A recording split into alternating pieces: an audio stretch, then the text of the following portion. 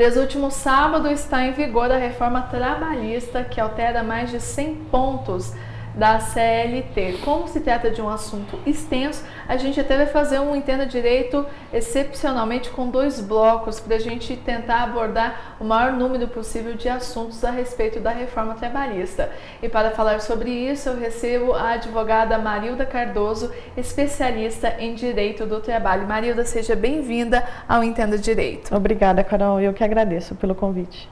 Bom, Marilda, vamos começar a falar sobre os processos judiciais, que já tem até algumas decisões de processos que já estavam em vigor, mas que tiveram decisões baseadas nessa reforma trabalhista, como foi o caso de um trabalhador em Ilhéus, um trabalhador rural, que fez uma ação no valor de R$50 mil, mas com base na reforma trabalhista, o juiz ainda, além dele perder essa ação, ele ainda teve que pagar R$ 8.500 de sucumbência e também por litigância de má-fé. Bom, Marilda, com isso vai ficar mais difícil ajuizar ações na Justiça do Trabalho? Bom, nós advogados acreditamos que vai ficar mais difícil. Esse empregado foi contemplado aí, dessa forma rústica com ele, de ser condenado à litigância de má-fé, custas e honorários de sucumbência, porque os honorários de sucumbência é novo. Agora, com a nova legislação, não tinha. E as custas, o empregado terá que realmente comprovar que ele não tem condições para ele ser beneficiário da justiça gratuita. E a litigância de má-fé tem que ser bem analisada, né, pelo magistrado, aí, se realmente ele litigou de má-fé, porque o processo é muito complexo, principalmente o empregado, ele que ajuiza a ação. Então, cabe a ele fazer as provas.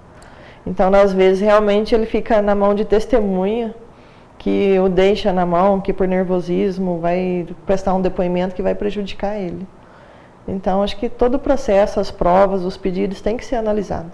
Bom, até estava se esperando muito com relação a essa transição da lei, que ela só começasse realmente a valer a partir do sábado, a partir dos processos que fossem ajuizados a partir de segunda-feira. Mas com isso a gente percebe que essa transição está valendo tanto para os contratos que estão em vigor, quanto também para as ações que estão em tramitação na Justiça? Sim, sim. Eu acredito que vai haver uma emenda nesse sentido, talvez, para os juízes aplicar nos processos que já estão em andamentos ou que não estão. Até porque o que acontece, quando ajuizou a ação antes da lei, bastava a declaração de hipossuficiência para ele ser beneficiado da justiça gratuita.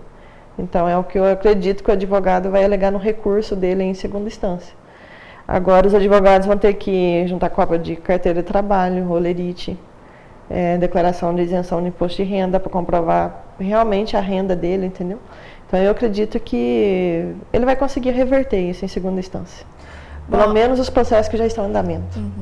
Marilda, agora com essa reforma trabalhista aparece também o papel do termo de quitação anual e também o termo de quitação quando acaba o contrato de trabalho, a rescisão do contrato de trabalho. O que é esse termo de quitação? Sim, o que diz a lei, que o termo de quitação, o empregado assinando que ele recebeu todas as verbas referentes ao contrato de trabalho dele, ele não poderá mais reclamar judicialmente aquelas verbas. Só que ele tem que observar esse termo, que ele tem que ser feito ou junto no sindicato, na categoria, ou até mesmo extrajudicial assinado juntamente com o advogado. Vai aceitar esse acordo extrajudicial. Então, esse termo de quitação, por exemplo, eu estou quitando férias, 13º, fundo de garantia, hora extra, referente banco de horas. E o termo de quitação ele pode ser feito anual, nem esperar ele sair, mas se o empregado trabalha há 5 anos, anualmente o empregador pode quitar com ele também essas verbas. Se o empregador ficou devendo para ele horas, se ficou devendo férias, 13º, ele vai quitar e pedir o termo. Mas então, mesmo se ele ainda estiver trabalhando, se ele assinar essa quitação, esse termo de quitação, ele não pode mais reivindicar esses direitos. Isso, a lei diz, bem clara que ele não vai poder judicialmente requerer aquelas verbas. Bom, Marilda, algumas empresas, antes mesmo de começar a vigorar a reforma trabalhista no último sábado, elas já estavam já orientavam os funcionários sobre a questão das folgas remuneradas para quem fosse, por exemplo, trabalhar no feriado, na quarta-feira é feriado.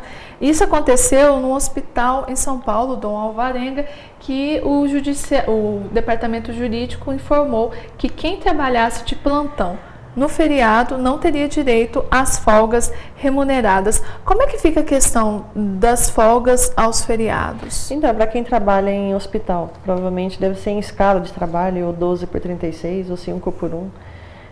O feriado ainda é considerado feriado. A não ser agora que vai prevalecer muito o acordo individual entre o empregado e o empregador. E nesse acordo constar que não vai remunerar pelos feriados, mas que dará uma outra compensação, 2 folgas para ele. Entendi. Entendeu? Isso vai poder ser negociado. Então, por exemplo, no caso desse hospital, eles não poderiam ter feito isso porque não tem esse acordo. Não, tem que ser feito um acordo individual entre as partes. O acordo individual vai prevalecer muito agora. Bom, outra notícia também, fica aparecendo nas notícias a respeito da reforma, a LG, fabricante de celular, também anunciou que já quer mudar os contratos de trabalho de seus funcionários com aditivo, lembrando que os acordos individuais têm mais valor que os acordos coletivos. Como é que fica, então, a atuação dos sindicatos? A atuação do sindicato agora, ele terá que requerer benefícios para o empregado, ou seja, convencer o empregado que realmente compensa ser associado dele. Isso pode ter um reflexo no número de sindicatos no Brasil? Certamente, pode ter. Porque o sindicato, hoje ele terá força de lei, né, a convenção. Então, por exemplo, se ele fazer uma convenção coletiva onde ele requer participação de lucros, como é o caso dos metalúrgicos, né, que é oneroso, é um benefício para o empregado. Ele vai oferecer plano de saúde. Então, é isso que o sindicato vai brigar aí pelo direito, para manter o direito, né, dos trabalhadores. Mas o acordo individual, ele tem valor sim, vai prevalecer o sindicato. Marilda, mas se o funcionário ele sente que ele não está sendo representado por aquele sindicato e existe outro sindicato daquela mesma categoria, ele pode requerer essa sindicalização para esse sindicato que tem essa melhor representatividade? Mas você vai me responder depois do intervalo, porque a gente vai para o intervalo bem rapidinho e a gente volta já com mais Entenda Direito. DT Forte disponibiliza para seus clientes e empresas o serviço de desentupimento. A DT Forte, utilizando equipamentos de última geração e profissionais com formação altamente técnica, executa o serviço de desentupimento pluvial, esgotos, pias, balas, tanques, vasos sanitários e tubulações. Ligue agora, 3559-7701. DT Forte, forte também no desentupimento.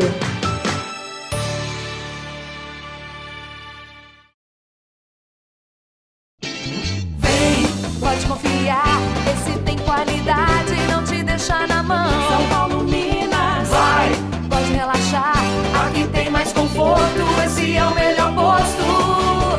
Posto São Paulo Minas, é dedicação. Posto São Paulo Minas, tem tradição. Posto São Paulo Minas. Acesse saopaulominas.com.br.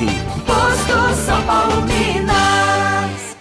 Ao longo destes anos, você mudou sua maneira de pensar, seu estilo, seus valores e suas necessidades. A farmácia de manipulação Fórmula Certa também mudou sua estrutura, seus produtos, sua tecnologia e seus serviços. Tudo isso para oferecer o que você realmente precisa. O atendimento completo. O atendimento Fórmula Certa. Fórmula Certa.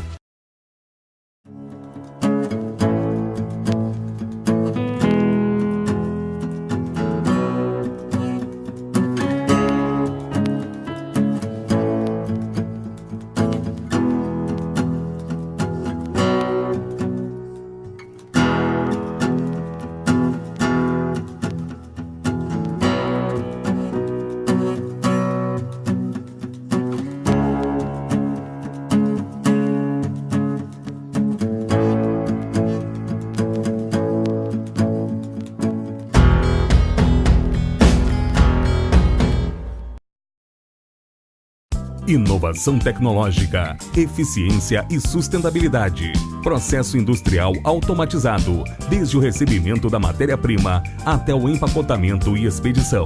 Importante canal de distribuição e liquidez para o café produzido pelo cooperado da Cooxupé, oferecendo ao mercado mais qualidade e várias opções de sabores em café torrado e moído. Essa é a nova indústria de torrefação da Cooxupé.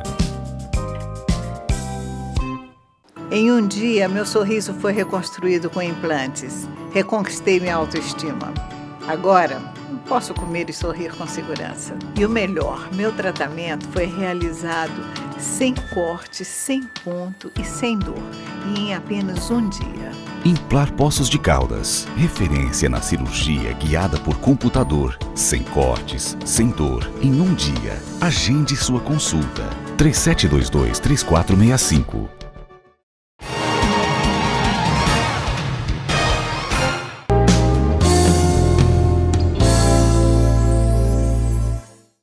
E voltamos com o quadro Entenda Direito, falando sobre a reforma trabalhista. E hoje estamos com a advogada Marilda Cardoso, especialista em Direito do Trabalho. Marilda, vamos continuar a nossa conversa do primeiro bloco, falando sobre os sindicatos. A gente já falou até sobre essa transição dos processos judiciais agora com a reforma trabalhista.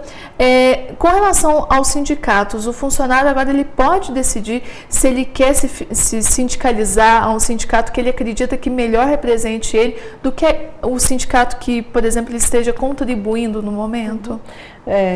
Essa questão do sindicato vai dar muita polêmica, vai ser bem confuso isso. Porque o empregador ele tem que ter um sindicato da categoria dele, o empregador. E o empregado, ele pode ser representado por aquele sindicato também. Então, existe hoje negociações entre sindicatos, do empregador e sindicato do empregado. Se o empregado entender que aquele sindicato não o representa, ele vai pedir para se desligar dele para se associar àquele que representa a categoria dele. E como é que ele pode fazer isso? Ele tem, para ele não deixar de contribuir para aquele sindicato que ele contribuía antes, ele vai fazer isso por escrito. Ele não é mais obrigado.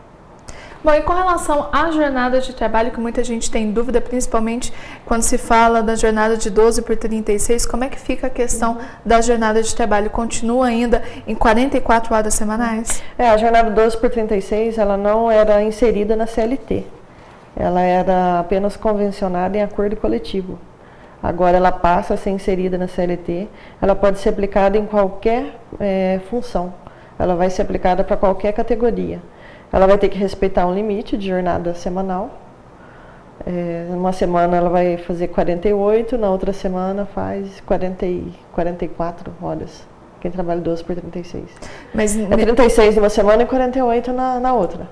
Então, há essa compensação. Mas, por exemplo, um funcionário que trabalha diariamente, não trabalha dentro desse regime de 12 por 36, ele trabalha diariamente.